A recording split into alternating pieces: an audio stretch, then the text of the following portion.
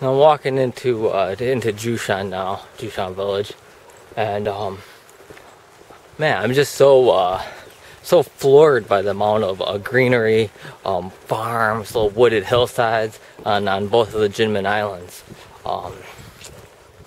and just how undeveloped and just how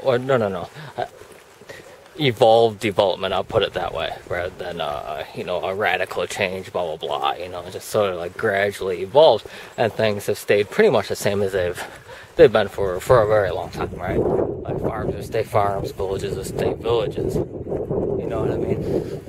And it's just incredible. It's like, besides the architecture and the people in these places look like Central America as far as like the greenery and just how much life there is out here.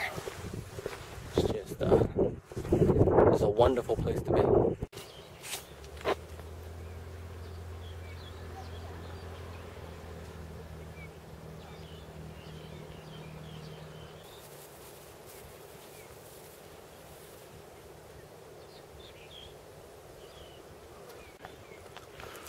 Yeah, this place is just really rural, really amazing.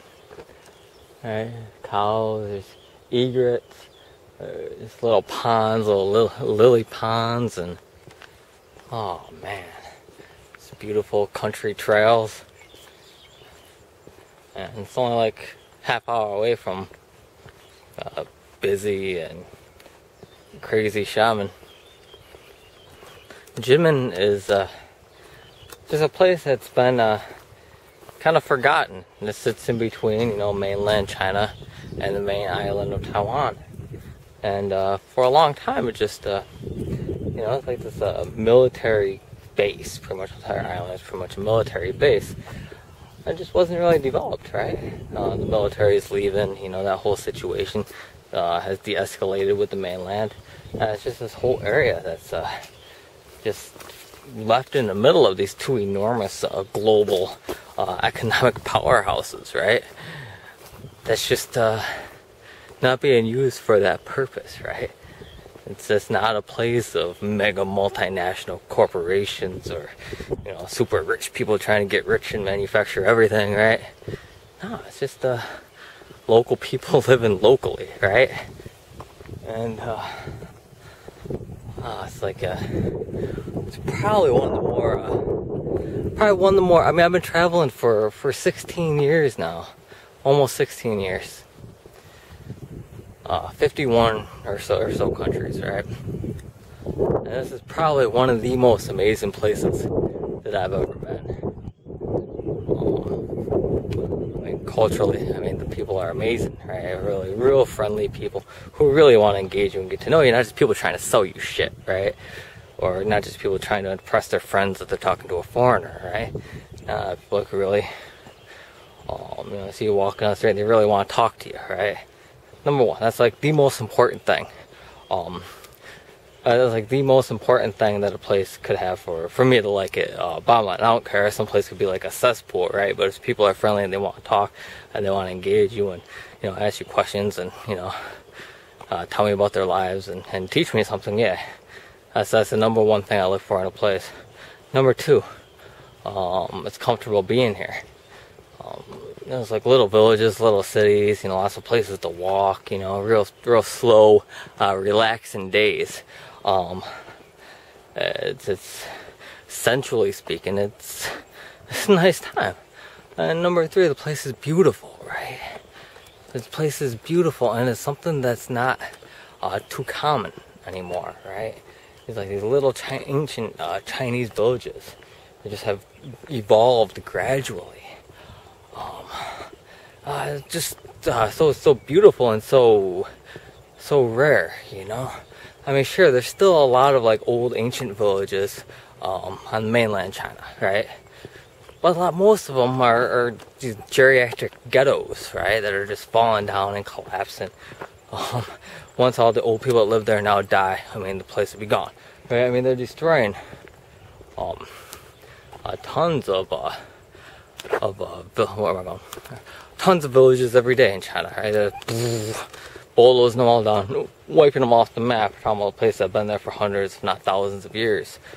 People's ancestral home, people's family homes, right? I mean, a lot of the villages in China, including here, Kinmen in Taiwan, they're like family villages. You know, everyone has the same last name, right? And people can trace their ancestry back to these their family villages, right? But they're just being demolished, right? What? Bam! One day you have this family village, this ancestry that leads back to a certain location. Next day, it's just gone. It's gone, and it's just filled up with these high rises and these strip malls and shopping complexes.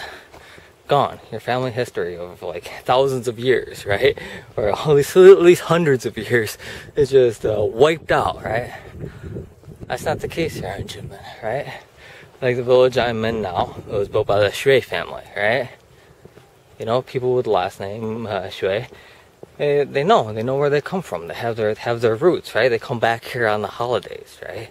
Come back here on the holidays, come back to the old homes, and they pray and they do these like ceremonies for their ancestors. They have roots. And, it has ramifications also the culture, right? Deep culture, culture of people with places that where the people have roots, that know where they come from, they have this identity and history, right? Tend to be, I guess I would say happier people, right? It's a broad statement, but yeah, more of a complete identity.